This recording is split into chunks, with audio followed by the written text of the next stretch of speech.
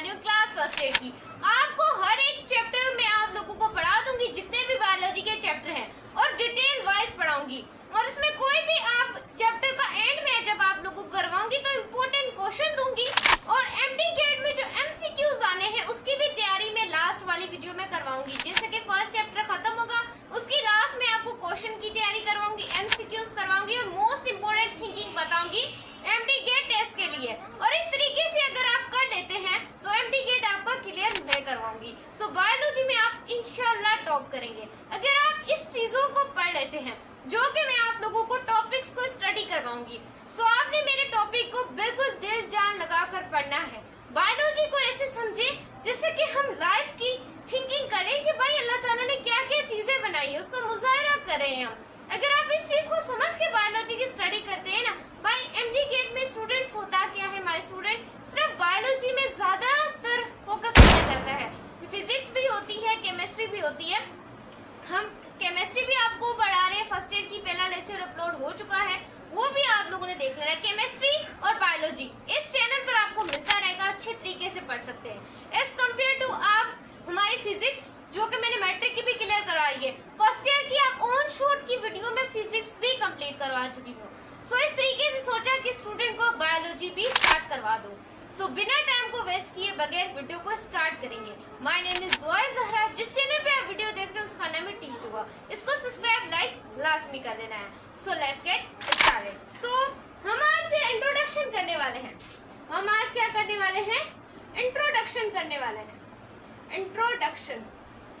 Introduction की video है। Introduction तो चैप्टर हमारा कौन सा है? तो चैप्टर नंबर फर्स्ट। चैप्टर हमारे पास कौन सा है? तो चैप्टर हमारे पास क्या है? फर्स्ट है। कौन सा चैप्टर है? फर्स्ट है हमारे पास। तो इसका इस वीडियो में क्या करवाने वाली हूँ? इंट्रोडक्शन करवाने वाली हूँ। इसको अच्छे तरीके से आपने दिल जान लगाकर समझना है। कैसे? इंट्रोडक्शन में सबसे पहले हम ये समझेंगे भाई बायोलॉजी होती क्या है। क्या स्टूडेंट, ये बायोलॉजी होती क्या है? बायोलॉजी होती क्या है? तो हम ये इस लेक्चर में समझेंगे कि बायोलॉजी वर्ड क्या है। देखिए, जब आप स्टडी करते हैं लाइफ की, जब आप साइंटिफिक स्टडी करते हैं लाइफ की, लिविंग ऑर्गेनिज्म की, सो आप उसे सिंप्लीफाई क्या बोलते हैं? बायोलॉजी बोलते हैं। तो इसकी डेफिनेशन कुछ यूं तरीके से बना सकते हैं, the branch of biology which deals with the study of living organism is called biology. Is called biology. So definition में आप लोगों के लिए लिख देती हूँ, the branch of biology, the branch of biology, ऐसे लिख देते हैं, the branch of biology which deals with the study of living organism. आपने इस तरीके से लिख देना है, स्टडी करते हैं living organisms की, living ऑर्गेनिजम्स की स्टडी करते हैं, उससे आप सिंप्लीफाई किया बोलते हैं बायोलॉजी को।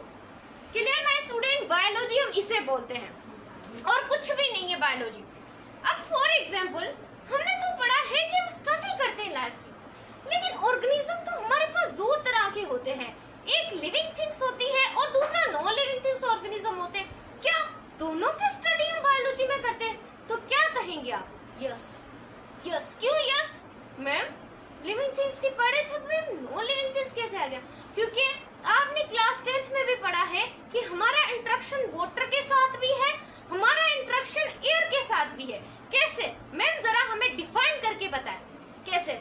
बच्चों सुनो, जब आप सांस लेते हैं सो ऑक्सीजन को आप इनहेल करते हैं एंड कार्बन डाइऑक्साइड को आप एक्सहेल करते हैं। एज कम्पेयर टू प्लांट की बात करें तो वो उलट प्रोसेस करते हैं, रिवर्स प्रोसेस करते हैं। सो ये भी हमारा इंटरेक्शन एनवायरनमेंट के साथ है, एयर के साथ है, इस तरह वाटर के साथ भी हमारा क्या है? इंटरेक्शन है। Clear my student? Clear my student? इस तरीके से हम कह सकते हैं कि हम स्टडी करेंगे लिविंग की भी और नॉन लिविंग की भी। तो यहाँ पर एक वर्ड लिख देते हैं कि हम स्टडी करते हैं लिविंग्स की भी और हम स्टडी करते हैं किसकी स्टूडेंट्स? नॉन लिविंग की भी। आप कॉपी बाद में कीजिएगा, पहले आप अच्छे तरीके से मुझे समझ लीजिएगा। ये चीज आपने हमेशा याद रखनी है और मुझे भूलना बिल्कुल नहीं है। सही है? लिविंग थिंग्स और नॉन लिविंग थिंग्स की स्टडी करनी है, लाइक सब्सक्राइब भी लाजमी करना है।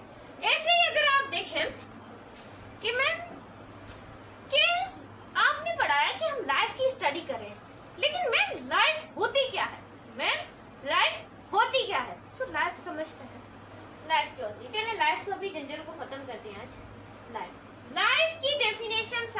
निकाल ही नहीं पाए। उससे प्रीसेशन, आपने एक्यूरेसी और प्रीसेशन पढ़ी थी क्लास 10 की केमिस्ट्री, एनालिटिकल केमिस्ट्री में पढ़ा था तुमने, इसमें ही पढ़ा था ना? क्या मैं गलत बोल रही हूँ? सही, बिल्कुल सही बोल रही हूँ। सो वहां पर आप लोगों ने प्रिसाइज किया था उन्होंने कि ऐसे हो सकती है, लेकिन दो सवाल आए थे। कौन से सवाल आए थे?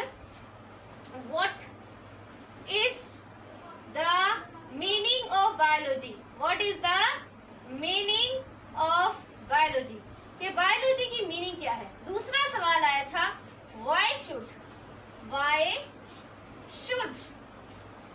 Should be there biology. सही है। इन दोनों सवालों का मतलब को आपने समझना है, मैं क्या कहना चाह रही हूँ। जरा मेरे मतलब को भी आप लोगों ने दिल जी लगा कर पढ़ना है, क्योंकि बायोलॉजी अगर अच्छी तरीके से पढ़ लेते एमटीकेट में टॉप करने से कोई नहीं रोक सकता आपको, मैं बता रही हूँ। अब व्हाट, क्या है मीनिंग लाइफ की, क्या है मीनिंग लाइफ की, और why should to be there biology, कि क्यों है बायोलॉजी, क्यों है बायोलॉजी, क्यों है बायोलॉजी। सो आप लोगों ने ऐसे देखना है। अब एक और मैं तरीका इंपॉर्टेंट स्टूडेंट करती जाऊं कि बायोलॉजी का जो वर्ड है वो यूनानी लैंग्वेज से लिया गया है, ग्रीक लैंग्वेज से लिया गया है, एक ग्रीक वर्ड है, ये भी समझ लेना है। बायोस मींस लाइफ, ये बचपन से पढ़ते आ रहे हैं। लोगोस मींस स्टूडेंट्स, लोगोस की मीनिंग क्या है?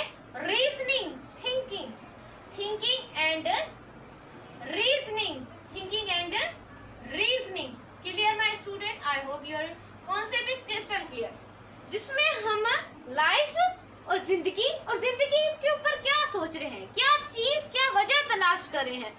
सो आप उसे भी क्या कह सकते हैं? बायोलॉजी कह सकते हैं। आई होप आपको कॉन्सेप्ट क्लियर हो। अब इन दो लाइनों की मीनिंग समझते हैं। बायोलॉजी होती क्या है, क्यों है बायोलॉजी, क्यों है आप लोगों की बायोलॉजी, ये दो सवाल थे। फिर उन बायोलॉजिस्ट ने बोला, बायोलॉजिस्ट ने सोचा कि ये जो लाइफ है इसकी डेफिनेशन हमसे तो नहीं हो पाएगी, हम अब आगे चलते हैं, हम इसकी प्रोसेसिंग को बताएंगे कि क्या रिएक्शंस होते हैं और क्या रिएक्शन फिर दूसरे ऑर्गेनिजम्स में होता है। वो इनकी प्रॉपर डेफिनेशन को नहीं दे पाए। सो क्या हुआ माय स्टूडेंट, जरा गौर से समझना है। फिर वो जो आप लोगों के पास बायोलॉजिस्ट थे, दो बायोलॉजिस्ट थे माय स्टूडेंट, उन्होंने ये जो लाइफ की डेफिनेशन थी, ये फिलोसोफर, मैं यहाँ पर लिख देती हूँ, फिलोसफर्स के लिए छोड़ दी, और फिलोसोफर क्या होते हैं ये जरा आप लोगों ने समझना है। और दूसरा आप लोगों के पास है थियोलॉजिस्ट। इन दोनों के ऊपर क्या इनकी डेफिनेशन छोड़ दी इसकी लाइफ। अब कहेंगे मैम ये होते क्या हैं दोनों, जरा हम बताएंगे, हमें तो पता चले भाई फिलोसफर क्या होते हैं। देखिए फिलोसफर वो होते हैं जो पीएचडी करते हैं, पीएचडी वो फिलोसफर्स होते हैं। थियोलॉजिस्ट वो होते हैं जो थॉट्स की स्टडी करते हैं, ख्यालात की स्टडी करते हैं, थॉट्स की स्टडी करते हैं। सो इनके ऊपर छोड़ दी इसकी डेफिनेशन। मैं आपको अलिफ से लेकर ये तक कॉन्सेप्ट बता रही हूँ। 11th में इतना डिटेल कोई नहीं पढ़ाएगा आपको। अब देखिए पीएचडी एंड थॉट्स, क्लियर, इसके ऊपर छोड़ दी। उसके बाद व्हाट हैव टू डू, कि फिर भी लाइफ मुझे समझ नहीं आई मेरे स्टूडेंट को समझ। देखिए रूहें जो होती हैं, साइंस में रूहों की भी डेफिनेशन कंप्लीट नहीं लिखी हुई। जो रूहें होती हैं उसकी डेफिनेशन नहीं लिखी हुई। फिर साइंस ने लिखा ही क्या है? साइंस बोलती है कि जो वाइटल फोर्स थ्योरी थी उसके अकॉर्डिंग कि वो ऑर्गेनिक कंपाउंड्स में होते हैं, इस तरीके से। अब लाइफ क्या होती है, लाइफ क्या होती है? सो सिंपल, इन्होंने प्रिसाइज डेफिनेशन की, अभी भी लिख ना सके क्योंकि बात बहुत आगे तक की है। खुदा ने ऐसी ऐसी चीजों को बनाया है कि मैं आपको क्या ही बताऊं। हमें पैदा किया है, हमें इंसान खुद को पढ़ते पढ़ते अपनी पूरी जिंदगी खत्म कर देता है। इंसान, अल्लाह ने ऐसी चीज बनाई है कि खुद को भी अपनी पूरी एज लगा कर पढ़ता है, पर भी पूरा नहीं पढ़ पाता। हाँ, एमडी गेट में जब आप जाते हैं तो आप अपने इंटरनल जो सिस्टम होते हैं उनके बारे में पढ़ते हैं, एक्सटर्नल पढ़ते हैं, एक्सटर्नल एनवायरनमेंट में क्या हो रहा है, बट इंटरनल पढ़ते हैं आप उसमें। इस तरीके से इंसान एक बहुत बड़ी मखलूक है। उसके बाद देखा जाए लाइफ की प्रीसाइज डेफिनेशन क्या है, तो हम यहाँ पर लिख देते, गौर से समझना है। Set of characters, set of characters, characters, characters, सही है। सेट ऑफ करेक्टर्स से जो खासियतें होती हैं उनका मजमूआ है इंसान, काफी खासियतें हैं। और हम इसको डिस्टिंग्विश करते हैं कि डिफरेंशिएट करते हैं कि लिविंग और नॉन लिविंग ऑर्गेनिज्म के बीच में खासियत है। अब अगर हम इसे डिस्टिंग्विश करें,